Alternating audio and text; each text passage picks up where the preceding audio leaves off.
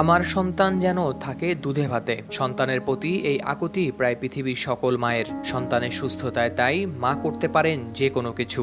আর সেই আকুতি থেকেই নিজের সন্তানের জন্য ঔষধ আনতে গিয়ে সাপের পেটে যেতে হলো এক মাকে। ইন্দোনেশিয়ার দক্ষিণ সুলাওসি প্রদেশের সিতেবা গ্রামে ঘটেছে এমনই এক মর্মান্তিক দুর্ঘটনা।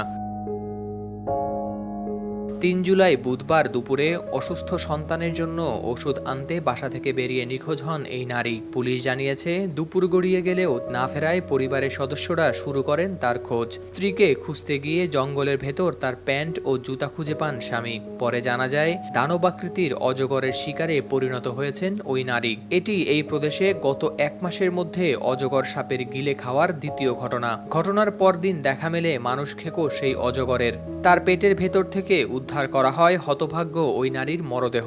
পরে বিশালদেহী এই অজগরের পেট কাটলে বেরিয়ে আসে লাশ। সাপের খাবারে পরিণত হওয়া ওই নারীর নাম সিরিয়াতি। তার স্বামী আদিয়ানসা বলেন, বাড়ি থেকে ৫০০ মিটার দূরে স্ত্রীর জুতা এবং পোশাক পরে থাকতে দেখেন তিনি। এরপরই সন্দেহ হয় তার। আদিয়ানসা জানান, জঙ্গলের ভেতরে ঢুকতেই ১০ মিটারের মধ্যে একটি অজগরকে অলস অবস্থায় দেখতে পান তিনি। তার পেট ছিল বেশ ফোলা। তারপরই তিনি ডেকে আনেন গ্রামবাসীদের। পরে সাপটিকে ধরে চিরে ফেলা হয় তার পেট। তখনই অজগরের পেটের ভেতর থেকে বেরিয়ে আসে সিরিয়াতির নিথর দেহ।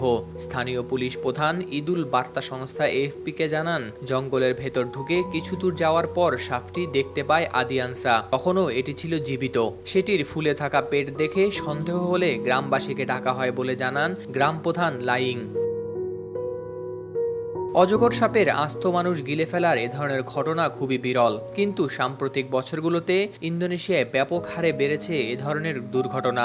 দক্ষিণ সুলাওসির আরেকটি জেলায় গেল মাসেই আরেক নারীকে উদ্ধার করা হয় সাপের পেট থেকে। সেই ঘটনার রেশ কাটতে না কাটতেই আবারও সাপের পেট থেকে মরদেহ উদ্ধারের ঘটনায় আতঙ্ক ছড়িয়ে পড়েছে গোটা এলাকার বাসিন্দাদের মধ্যে। গেল বছরও একজন কৃষককে খেয়ে ফেলে একটি সাপ। পরে গ্রামবাসী পিটিয়ে মেরে ফেলে ৮ মিটারের ওই অজগর সাপকে। এর আগে ২০১৮ সালে ৫৪ বছর বয়সী এক নারীকে মৃত অবস্থায় পাওয়া যায় ৭ মিটার লম্বা একটি অজগরের পেটের ভেতর। ঘটনাটি ঘটে দক্ষিণ পূর্ব সুলাওসির মুনা টাউনে। এর আগের বছর পশ্চিম সুলাওসির একটি পাম বাগান থেকে নিখোঁজ হন একজন কৃষক। এরপর ৪ ফুট লম্বা একটি অজগরের পেট থেকে উদ্ধার করা হয় তাকে। হাওলাদার শামীম, RTV।